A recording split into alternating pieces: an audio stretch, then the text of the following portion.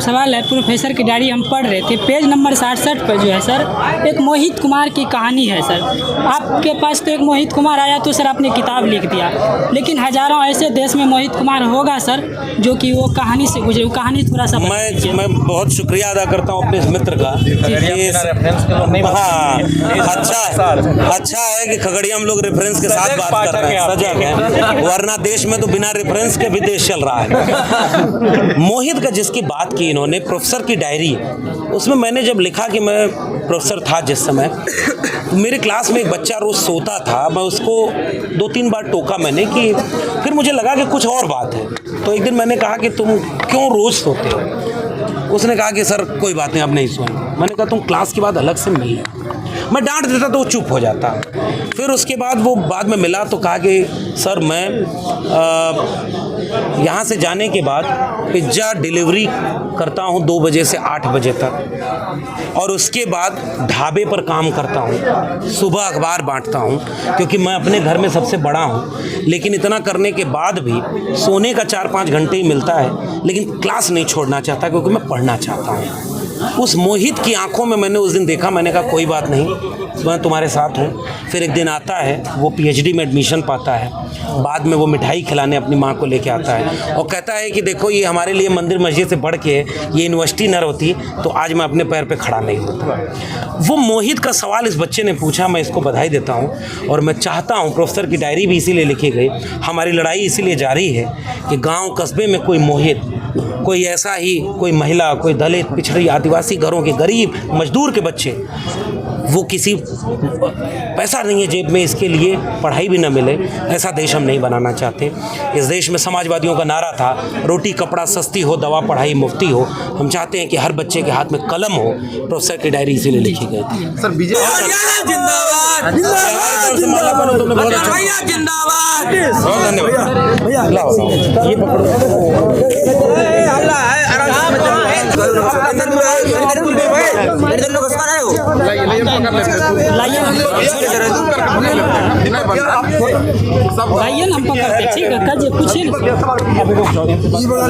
ये आराम से रुकिए जी। आज खगड़िया आने का क्या? आज खगड़िया के टाउन हॉल में सामाजिक न्याय और संविधान के ऊपर सम्मेलन हुआ। इस सम्मेलन में खगड़िया और आसपास के कई जिलों के वे सारे लोग इकट्ठा हुए, सैकड़ों की संख्या में, जो चाहते हैं कि ये देश बाबा साहब डॉक्टर अंबेडकर के संविधान से चले। इस देश में धर्म मजहब के नाम पर फसाद की, धर्म के नाम पर राजनीति की, अंधविश्वास की, जो भाजपा और RSS की राजनीति है, वो इस देश में संविधान के ऊपर खतरा है। शिक्षा को बर्बाद किया जा रहा है, महंगा किया जा रहा है।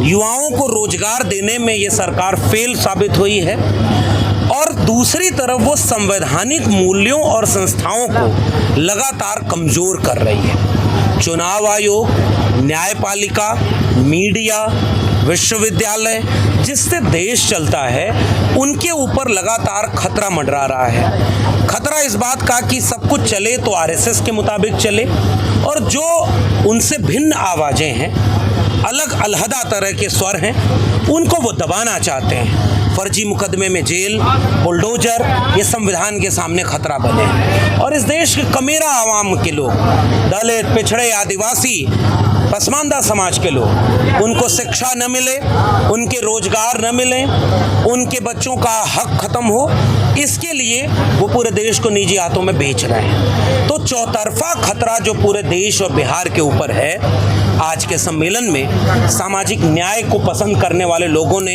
ये संकल्प लिया है कि ये बिहार जो तथागत बुद्ध की सरजमी है, लोकतंत्र की जननी है, ये बिहार जगदेव बाबू की शहादत, कर्पूरी ठाकुर की विरासत, समाजवादियों के आंदोलन, सामाजिक न्याय के मानने वाले लोगों की ज़मीन है।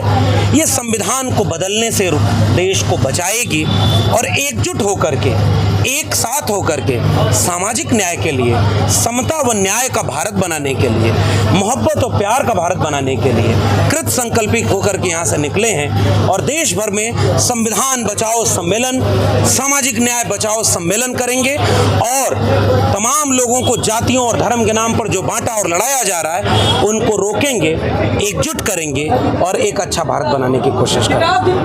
अभी जो 2025 में जो है चुनाव, प्रशांत किशोर भी बिहार चुनाव में काफी मजबूती से दर, इसको कैसे देखते हैं? लोकतंत्र में सबको आज़ादी है। बाबा साहब का संविधान बना ही इसलिए कि जिसको भी मन है चुनाव लड़ने का, पार्टी बनाने का, राजनीति करने का, सब लोग करें, लेकिन कहीं भी शर्त नहीं लिखी है कि चौथा फेल और पास होना चाहिए। जिसको शिक्षा नहीं मिली क्या वो शिक्षा से भी वंचित रहेगा और चुनाव लड़ने से भी वंचित हो जाए? बड़ा सोच समझ के संविधान में ये बात बनाई गई थी। गरीब, कमजोर, कमेरा वो भी देश चलाए, वो भी देश का राजा बने।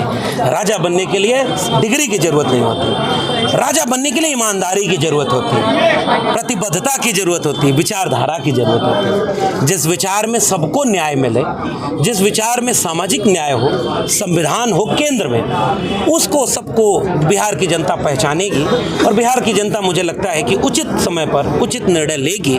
और बिहार तो वैचारिक रूप से बहुत सशक्त रहा है। मैं उम्मीद करता हूं कि व्यक्तियों पर टिप्पणी न करूं, मैं विचारधारा की उस लड़ाई में बिहार को उम्मीद करता हूं कि वो जीतेगा।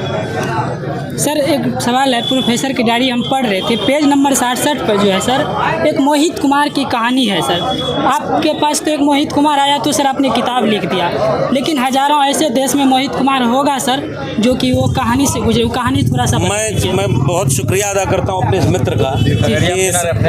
हाँ, अच्छा है कि खगड़िया हम लोग रेफरेंस के साथ बात कर रहे हैं, सजग है, वरना देश में तो बिना रेफरेंस के भी देश चल रहा है। मोहित का जिसकी बात की इन्होंने, प्रोफेसर की डायरी, उसमें मैंने जब लिखा कि मैं प्रोफेसर था जिस समय, तो मेरे क्लास में एक बच्चा रोज़ सोता था, मैं उसको 2-3 बार टोका मैंने कि फिर मुझे लगा कि कुछ और बात है। तो एक दिन मैंने कहा कि तुम क्यों रोज़ सोते हो? उसने कहा कि सर कोई बात नहीं, अब नहीं सोएंगे। मैंने कहा तुम क्लास के बाद अलग से मिल। मैं डांट देता तो वो चुप हो जाता। फिर उसके बाद वो बाद में मिला तो कहा कि सर मैं यहाँ से जाने के बाद पिज्ज़ा डिलीवरी करता हूँ 2 बजे से 8 बजे तक, और उसके बाद ढाबे पर काम करता हूँ, सुबह अखबार बांटता हूँ, क्योंकि मैं अपने घर में सबसे बड़ा हूँ। लेकिन इतना करने के बाद भी सोने का 4-5 घंटे ही मिलता है, लेकिन क्लास नहीं छोड़ना चाहता क्योंकि मैं पढ़ना चाहता हूँ। उस मोहित की आंखों में मैंने उस दिन देखा, मैंने कहा कोई बात नहीं, मैं तुम्हारे साथ हूँ। फिर एक दिन आता है, वो PhD में एडमिशन पाता है, बाद में वो मिठाई खिलाने अपनी माँ को लेके आता है और कहता है कि देखो ये हमारे लिए मंदिर मस्जिद से बढ़ के ये यूनिवर्सिटी न होती तो आज मैं अपने पैर पे खड़ा नहीं होता। वो मोहित का सवाल इस बच्चे ने पूछा, मैं इसको बधाई देता हूँ। और मैं चाहता हूँ, प्रोफेसर की डायरी भी इसीलिए लिखी गई, हमारी लड़ाई इसीलिए जारी है कि गाँव कस्बे में कोई मोहित, कोई ऐसा ही कोई महिला, कोई दलित, पिछड़ी, आदिवासी घरों के गरीब मजदूर के बच्चे, वो किसी पैसा नहीं है जेब में, इसके लिए पढ़ाई भी न मिले, ऐसा देश हम नहीं बनाना चाहते। इस देश में समाजवादियों का नारा था रोटी कपड़ा सस्ती हो, दवा पढ़ाई मुफ्ती हो। हम चाहते हैं कि हर बच्चे के हाथ में कलम हो। प्रोफेसर की डायरी इसीलिए लिखी गई थी। सर बीजेपी ये आरोप लगाती है कि डॉक्टर लक्ष्मण यादव RJD और कांग्रेस के एजेंट के रूप में बिहार घूम रहे हैं। बीजेपी जो भी आरोप लगाती है मैं उसको बहुत गंभीरता से नहीं लेता, क्योंकि उन्होंने जो चुनाव में वादा किया उसको उन्होंने गंभीरता से नहीं लिया। तो जो झूठ बोले उसके जवाब देने का कोई मतलब नहीं है। हाँ, लक्ष्मण यादव क्या करना चाहते हैं ये उनके भाषण सुनते हैं बीजेपी वाले, मैं शुक्रिया अदा करता हूँ, भाषण सुनते रहें, उनको समझदारी आएगी और अच्छा है। मेरा विचार स्पष्ट है, संविधान बदलने के दौर में हम संविधान बचाने वालों के साथ खड़े होंगे, खुदाई के दौर में हम पढ़ाई की बात करने वालों के साथ खड़े होंगे, मंदिर मस्जिद के नाम पर लड़ाने के दौर में हम सांप्रदायिकता के खिलाफ सामाजिक न्याय के विचार के लिए खड़े रहेंगे। तो जो भी पूरे देश में इसकी बात करेगा, केवल बिहार नहीं घूम रहे हैं, भाजपाइयों को मैं वो वाली वीडियो भी भेज दूंगा जिसमें मैं तमिलनाडु, हैदराबाद और महाराष्ट्र भी जाता हूँ, तो वहाँ भी मैं यही विचार कर रहा हूँ, क्योंकि हमारी लड़ाई राजनीतिक लड़ाई से ज़्यादा बड़ी एक विचार विचारधारा की लड़ाई है। भारतीय जनता पार्टी इस देश को आरएसएस के विचार पर ले जाना चाहती है। मुट्ठी भर लोगों के हाथ में पूरा देश का कब्जा रहे, विश्वविद्यालयों में वही रहे, न्यायपालिका में वही रहे, मीडिया में वही रहे, धन संपत्ति उन्हीं के पास रहे, सम्मान भी उन्हीं के पास रहे। इसके खिलाफ डॉक्टर भीमराव अंबेडकर, डॉक्टर राम मनोहर लोहिया सामाजिक न्याय और समाजवाद की लड़ाई, डॉक्टर लक्ष्मण यादव की लड़ाई है। इसके लिए पूरे देश में घूमते रहेंगे और इन दंगाइयों भाजपाइयों के खिलाफ ये कारवां हजारों साल पहले से हमारे पुरखे लड़े, जीते, हम लड़ेंगे। कल और आएंगे नगमों की खिलती कलियां चुनने वाले, हमसे बेहतर कहने वाले, तुमसे बेहतर सुनने वाले।